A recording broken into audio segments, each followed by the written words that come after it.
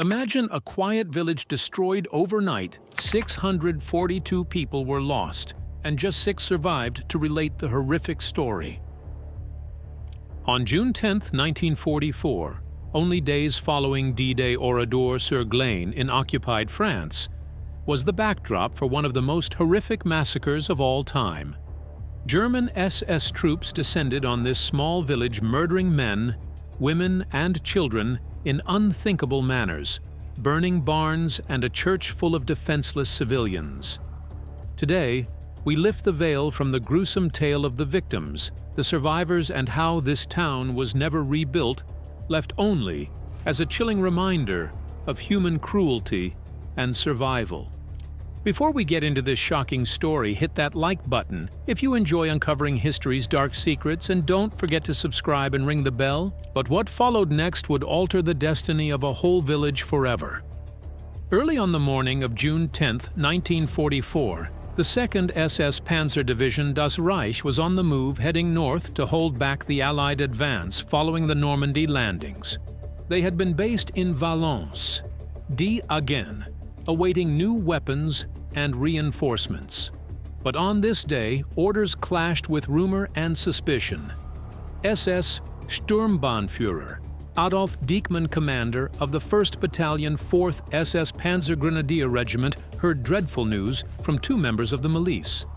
They alleged that a Waffen-SS officer was being held as a prisoner by the French resistance at the nearby village of Oradour-sur-Glane.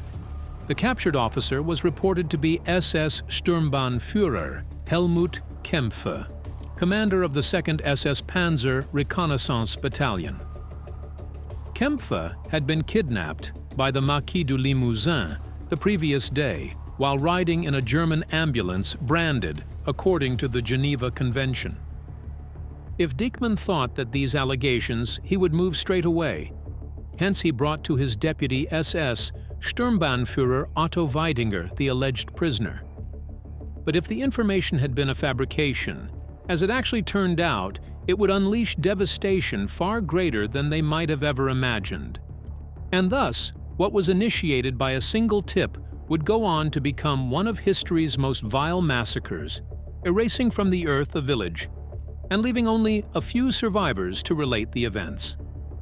But what happened at Oradour-sur-Glane would be one of the blackest moments of World War II, leaving a village in ruins and nearly every soul lost. On June 10, 1944, at dawn, Dieckmann's battalion quickly moved to cordon off Oradour-sur-Glane. Every inhabitant of the village was instructed to report to the square for identity verification. Even 6 travelers passing through the village at the time were ensnared. But what started out as a routine search and seizure soon turned into a horror story. The women and children were walled up in the church, and the SS men ransacked houses and shops. The men were corralled into 6 barns and sheds where machine guns had been installed. According to survivors, the soldiers started firing at their legs, and when the victims couldn't move any further, poured petrol over them and set the buildings alight. Only 5 men and 1 woman escaped. A 7th survivor, who had first run away, was later seen walking along a road and shot dead, leaving a haunting reminder of the massacre. The terror did not stop there. The SS moved on to the church and left an incendiary device alongside it. When the fire broke out, women and children attempted to escape through doors and windows, only to be confronted with incessant machine gun fire. Within hours, 247 women and 205 children lost their lives. The only survivor was 47-year-old Marguerite Roufanche.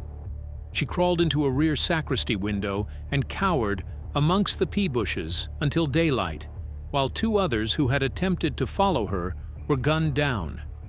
Meanwhile, some 20 villagers had fled as soon as the SS unit arrived, leaving the village eerily quiet.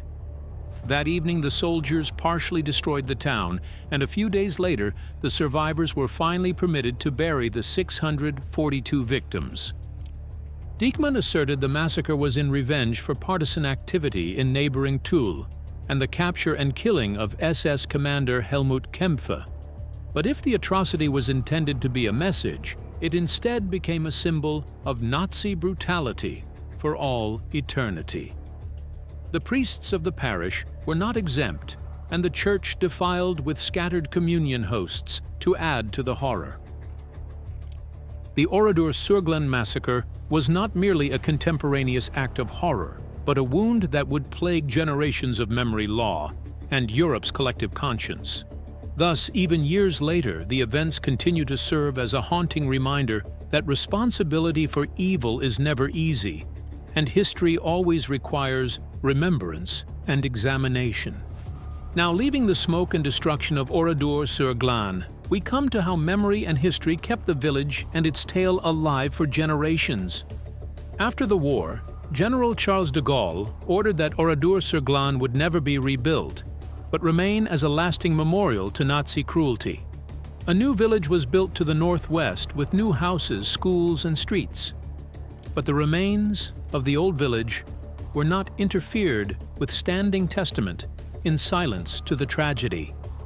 They are there not just to commemorate the 642 victims, but to symbolize the numberless other villages lost during the war. In 1999, French President Jacques Chirac opened the Centre de la Mémoire des Oradours at the entrance to the village martyr. The museum contains eerie remnants salvaged from the ashes of the village watches, frozen by the intensity of the fire register, the final hour in the lives of their owners. Glasses warped and melted in the fire, and burned and blackened belongings silently recount the stories of shortened lives. These items turn memory into a tangible experience for tourists, reminding them that terror can happen overnight.